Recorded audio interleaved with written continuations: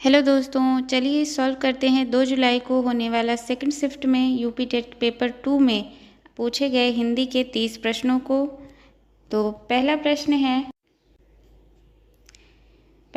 है अगत आगत युग्म शब्दों का सही अर्थ। पहला ऑप्शन बुरी गति, आया हुआ। दूसरा अतिथि अभ्यागत। तीसरा अनल या गंभीर। चौथा है समय पर जो आया। तो इसका राइट आंसर हो जाएगा पहला वाला, बुरी गति और आया हुआ। ठीक है। और दूसरा क्वेश्चन है यह भारतीय सेना है, इस वाक्य में कौन सी संज्ञा है। तो पहला ऑप्शन द्रव्यवाचक, दूसरा है भाववाचक, तीसरा है व्यक्तिवाचक और चौथा है समूहवाचक। तो इसमें कौन सा राइट आंसर हो जाएगा, समूहवाचक, भारतीय सेना। ठीक है, सेना यानी समूह। और अगला प्रश्न है श्रा का सही वर्णक्रम होगा। तो सही वर्णक्रम क्या होता है, तो श्रा बनता है आधे श प्लस रा से। ठीक है, बी वाला ऑप्शन सही है। अगला प्रश्न है निम्न में से कौन सा वाक्य सही विराम चिन्ह सहित है। तो पहला ऑप्शन है जब मैं घर पहुंचा तब वह सो रहा था। दूसरा है जब के बाद कॉमा नहीं लगेगा। तीसरा है जब मैं घर पहुंचा तब वह सो रहा था, इसमें कॉमा नहीं लगा, ये भी गलत। जब मैं घर पहुंचा तब, ये भी गलत है। पहला वाला ऑप्शन इसका राइट आंसर है ए। ठीक है। अगला प्रश्न है प्रहार प्रहर युग्म का उचित विकल्प चुनिए।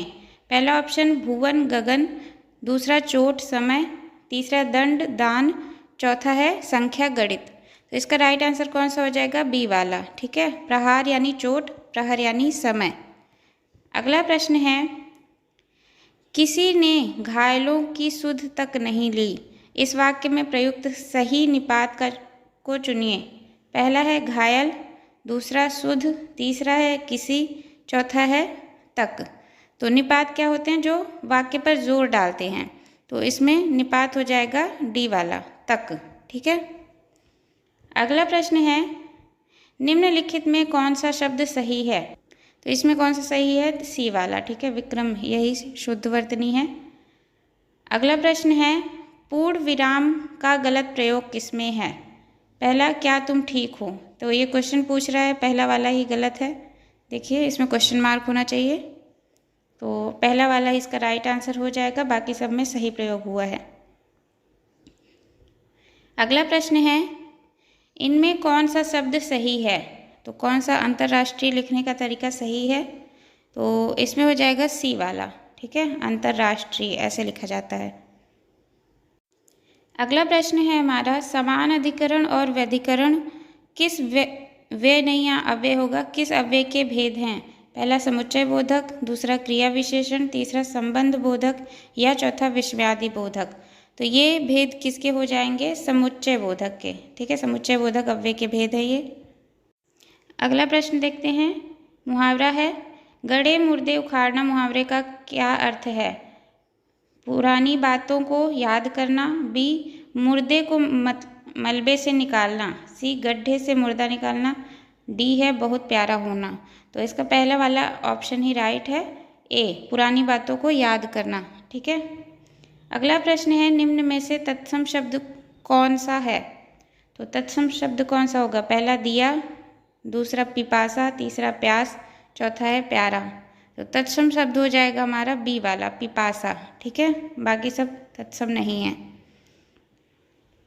अगला प्रश्न है निम्न में से कौन सा शब्द तद्भव है। अब इसमें तद्भव बताना है। पहला ऑप्शन है कान, दूसरा नयन, तीसरा कर्ण, चौथा है जल।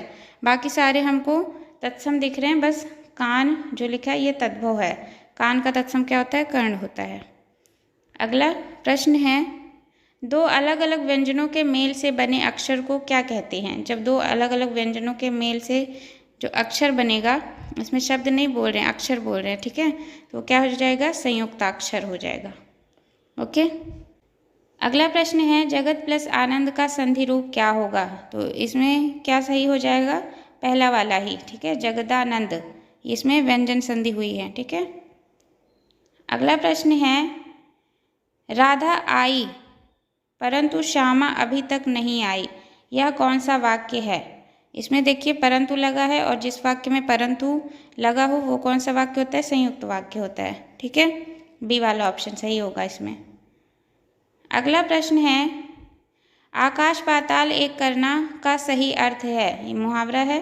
पहला ऑप्शन आलसी होना, दूसरा अपने आप पर विश्वास खोना, तीसरा कठिन परिश्रम करना, चौथा है बरसना। तो आकाश पाताल एक करना सही अर्थ हो जाएगा कठिन परिश्रम करना। ठीक है। अगला प्रश्न है, महात्मा किस समास का उदाहरण है? पहला द्विगु समास, दूसरा द्वंद्व समास, तीसरा कर्मधारय या चौथा तत्पुरुष। तो महात्मा का समास विग्रह होता है महान है जो आत्मा, यानी कर्मधारय समास होगा इसमें। ठीक है। अगला प्रश्न है, विधि शब्द के इन अनेकार्थी शब्दों में एक गलत है, उसे पहचानिए। ठीक है। पहला ऑप्शन है ब्रह्मा, दूसरा कानून, तीसरा पद्धति, चौथा है अवधि। तो इनमें गलत बताना है, 3 अनेकार्थी सही होंगे। इसमें जो डी वाला है अवधि, ये गलत है, विधि का अर्थ नहीं होता है। ठीक है। बाकी तीनों विधि के समानार्थी हैं। अगला प्रश्न है, का पुरुष का सही समास विग्रह रूप चुनिए। पहला का पुरुष, दूसरा कायर है जो पुरुष, तीसरा कायर पुरुष में, चौथा पुरुष में कायरता। तो समास विग्रह सही वाला कौन सा हो जाएगा? बी वाला, कायर है जो पुरुष, यानी कर्मधारय समास है का पुरुष में। ठीक है, बी वाला ऑप्शन सही था। अगला प्रश्न है, ईंट का जवाब पत्थर से देना मुहावरे का अर्थ है। पहला ऑप्शन ईंट पर पत्थर मारना, दूसरा करारा जवाब देना, तीसरा कड़ी मेहनत करना और चौथा है इनमें से कोई नहीं। तो इसका राइट आंसर हो जाएगा करारा जवाब देना। अगला प्रश्न है, इनमें सही अनुस्वार शब्द कौन सा है? तो इसमें जो सही वाला हो जाएगा वो हो जाएगा बी वाला, सांगत्य। ठीक है, बाकी सारे गलत हैं। आगे बढ़ते हैं।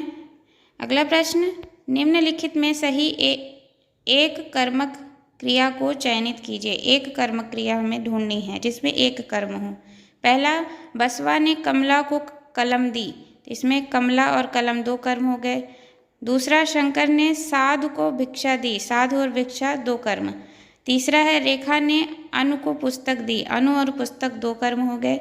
चौथा है, शाम पानी पीता है, तो अब पानी यानी एक ही कर्म हो रहा है इसमें, तो कौन सा सही हो जाएगा? डी वाला। ठीक है, डी वाला करेक्ट ऑप्शन है। अगला प्रश्न है, संयुक्त वाक्यों के कितने प्रकार होते हैं? तो इसका राइट आंसर कौन सा हो जाएगा? ए वाला। ठीक है, 4 प्रकार होते हैं संयुक्त वाक्यों के। अगला प्रश्न है, स्वर तंत्री के बीच के छिद्र से क्या गुजरती है? अब स्वर तंत्री के बीच से क्या गुजरेगा? पानी, भोजन, रक्त या हवा? तो इसका राइट आंसर हो जाएगा हवा। ठीक है, ऐसे ऐसे प्रश्न पूछे जा रहे हैं एग्जाम में। अगला प्रश्न है, लोक प्लस ईश्वर का संधि रूप क्या होगा? इसका संधि क्या हो जाएगा? लोकेश्वर। ठीक है, यानी पहला वाला ऑप्शन ही इसका सही है। और इसमें कौन सी संधि है? गुण संधि। अगला प्रश्न है, अनुनासिक किसे कहते हैं? यह आपका PYQ है, पहले भी पूछा जा चुका है आपके एग्जाम में। इसमें जो राइट आंसर होगा वो हो जाएगा सी वाला। ठीक है, अनुनासिक होता है ऐसे वर्ण या स्वर जिनका उच्चारण करते समय ध्वनि मुख के साथ साथ नासिका से भी बाहर निकलती है। ठीक है, इसमें ध्वनि या कह सकते हैं वायु, दोनों हो सकता है। अगला प्रश्न है हमारा, गद्यांश दिया गया है, तो पहले प्रश्न पढ़ लेते हैं। पहला प्रश्न है गद्यांश का।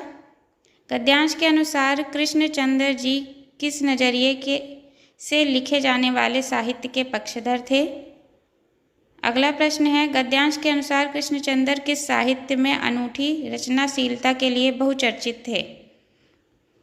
और लास्ट प्रश्न है, गद्यांश के अनुसार कृष्णचंद्र की लोकप्रियता के अन्य कारण हैं। गद्यांश पढ़ते हैं।